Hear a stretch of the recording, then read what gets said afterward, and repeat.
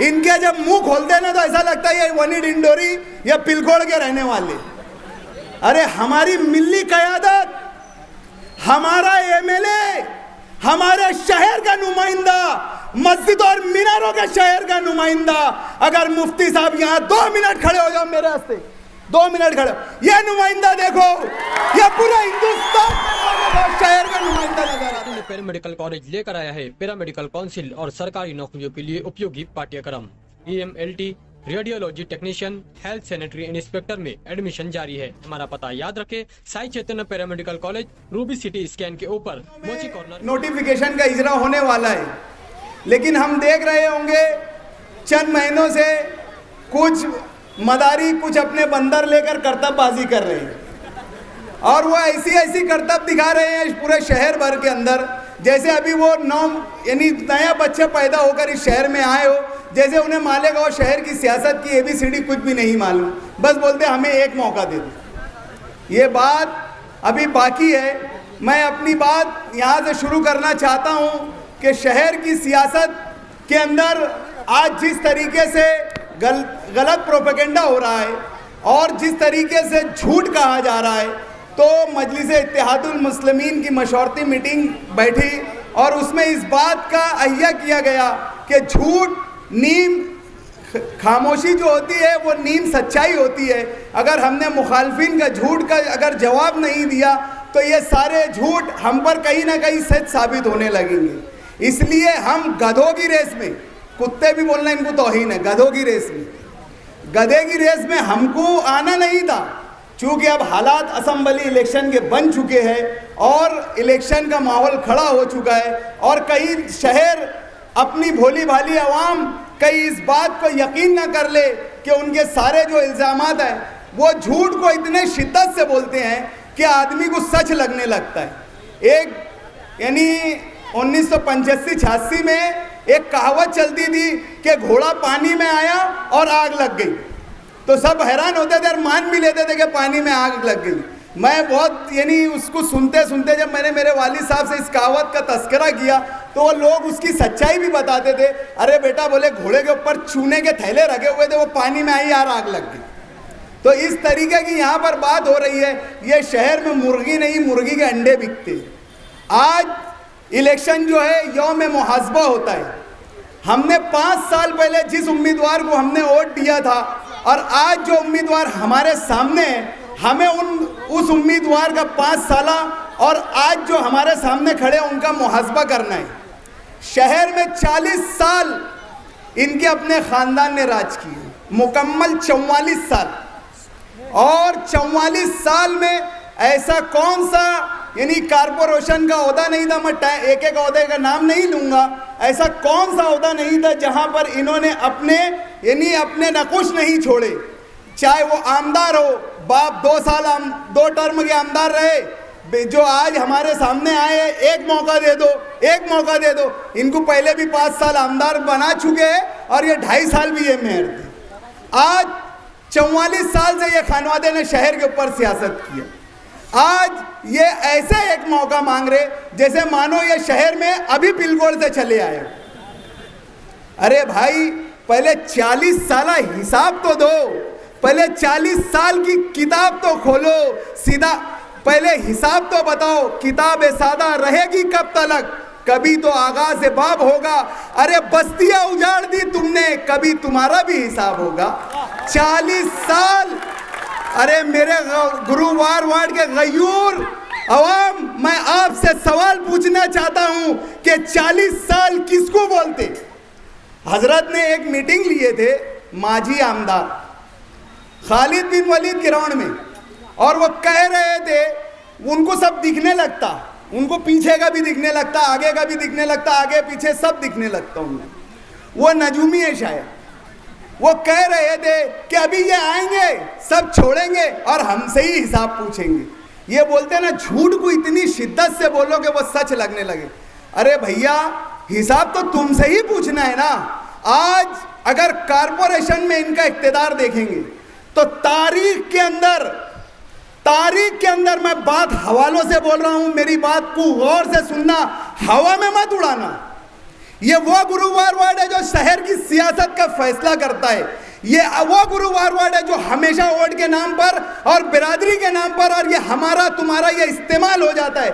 लेकिन पिछले 5 सालों से मुफ्ती साहब, पिछले 5 सालों से ये गुरुवार वार्ड की सियासी शऊर बेदार हो चुकी है।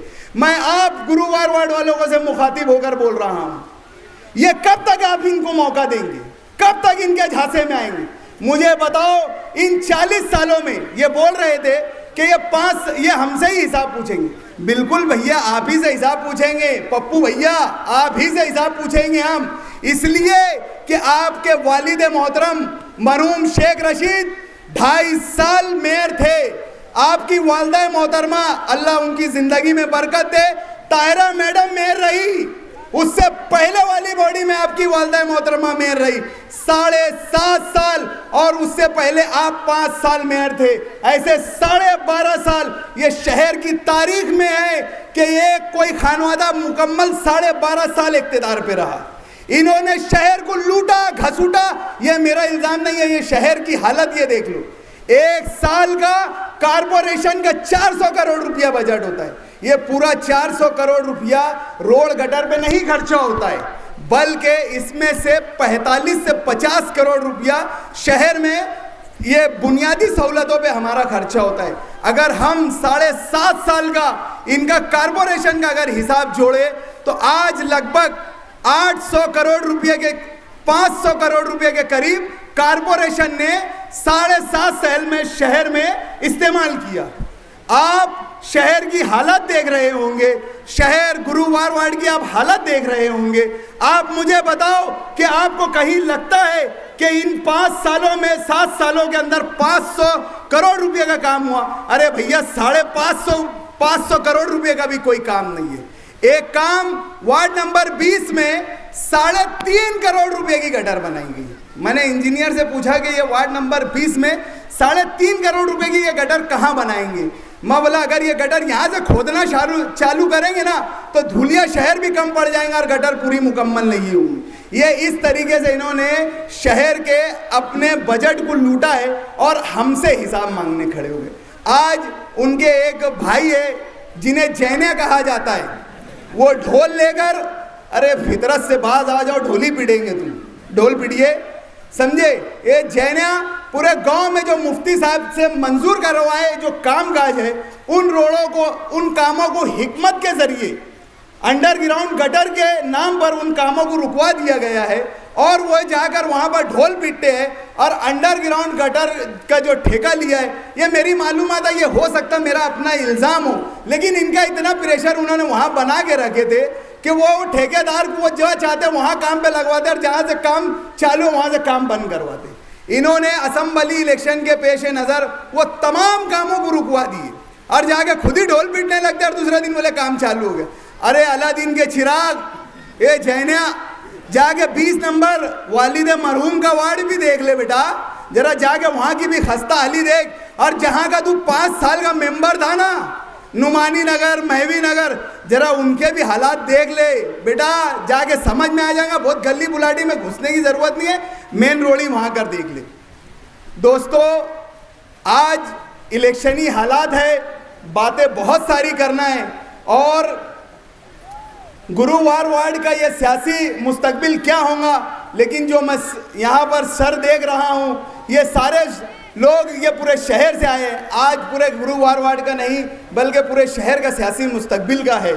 आज अगर मैंने अपनी बात शुरू करा था कि इलेक्शन यौम मुहासबा होता है, आज पूरे हिंदुस्तान में नहीं बल्कि पूरे मुल्क में अगर मालेगांव शहर का नाम लिया जाता है तो जहाँ ही मुल्क मालेगांव शहर का नाम आता है तो पूरे जहनों के अंदर मस्जिद और मीनारों का शहर याद आता है।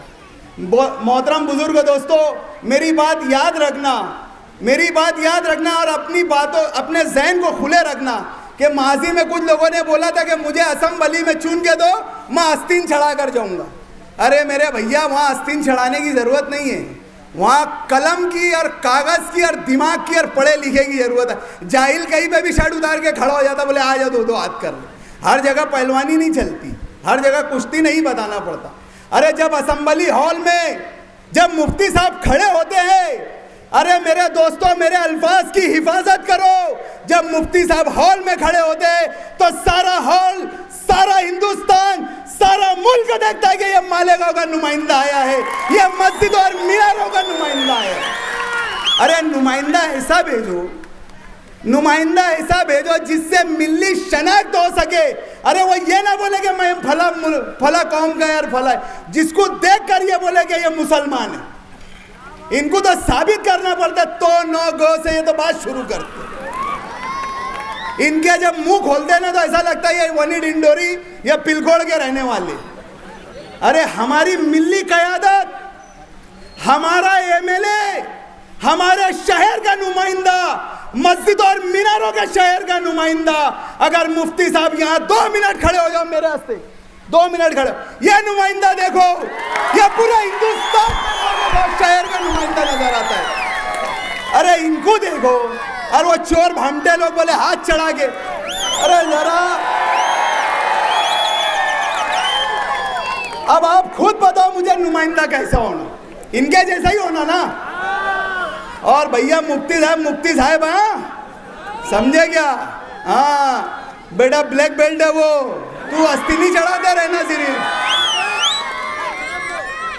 मैं अपनी बात वापस से यू टर्न लेकर गुरुवार वार्ड पर आ रहा हूं कि ये खानवादे ने 40 साल गुरुवार वार्ड में क्या दिया।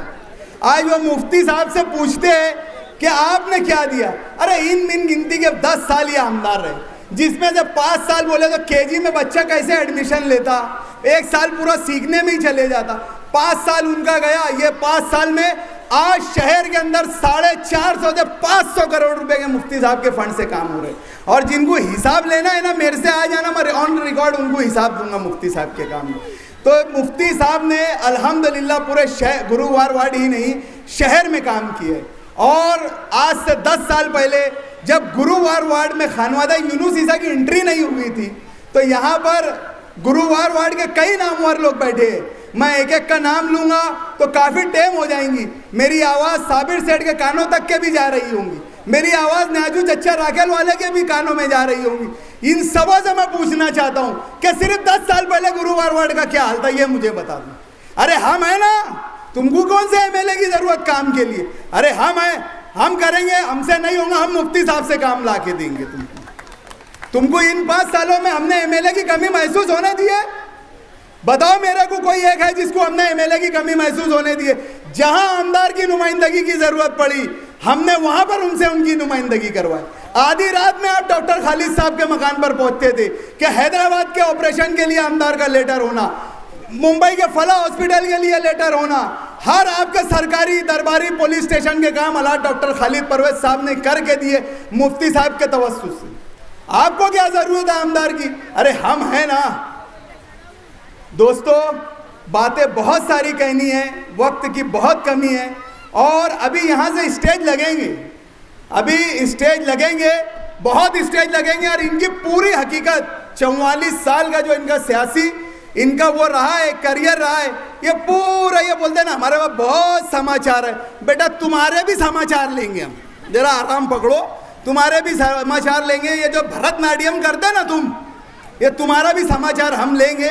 एक चुमटी किला गालिब हॉल से लिए ना तो रोना चालू कर दिया, रोतड़ी, एक ही में रोतड़ी, एक ही में रोतड़ी। पूरी खानदान शहर की जातियात पे बोलते बोलते थकती नहीं। जरा सी हमने क्या एक चुमटी ली है बेटा, ऐसा रोते बिलबिलाते फिर रहे इधर से उधर की, जिसकी कोई बात ही नहीं। तो समाचार तुम्हारे पास अगर होंगे ना तो अपने पास रखो, हमारे पास भी बहुत सारे समाचार हैं। और स्टेज लगेगा, स्टेज लगेगा। जिस रंग और ढंग से आप इलेक्शन लड़ना चाहते ना, वो बोलते ना मैं बहुत ऐसे लड़ूंगा, मैं बहुत वैसे लड़ूं। तुम जैसे अंदाज में लड़ेंगे, अगर जमहूरी अंदाज में लड़ेंगे, जमहूरी अंदाज में, उससे हट जाएंगे ना तो मोस्ट वेलकम है तुम्हारा, एकदम मोस्ट वेलकम है। कोई बात नहीं है, घबराने की कोई जरूरत नहीं है। आप लोग एकदम बेफिक्र रहिए और पुर हौसला रहिए, कोई हौसला सीखने की जरूरत नहीं है आप लोगों को। ये इलेक्शन आपकी अपनी मिल्ली शनाख्त का है, ये इलेक्शन आपके अपने रोशन मुस्तकबिल का है। ये आपके माशी और समाजी हालात को बदलने का ये इलेक्शन है। और याद रखना, हमारी निशानी भी पतंग है, जिसकी फितरत में परवाज है। हमेशा जो परवाज करे, जो ऊंचा उड़े, उस चीज के आपको साथ जाना है। आज लोगों के पास निशानी नहीं है बताने की, आज हमारे पास अल्हम्दुलिल्लाह निशानी है। तो हमारी निशानी भी हमारे जैसी है, उसकी फितरत है परवाज करना। तो दोस्तों, वो निशानी भी याद रखिए, पतंग। मैं अपनी बात, एक मेरे दोस्त ने एक शेर लिखकर मुझसे दिया और कहा कि ये बोलना, ये आपके लिए हदिया है। उड़ने का हर सलीका हम जानते हैं, उड़ने का हर सलीका हम जानते हैं। हम औकाफ ज़ादे हैं, परवाज़ जानते हैं। वाखिर दावाना वलिल्लाहिल हम्द। अल्लाह हाफिज़।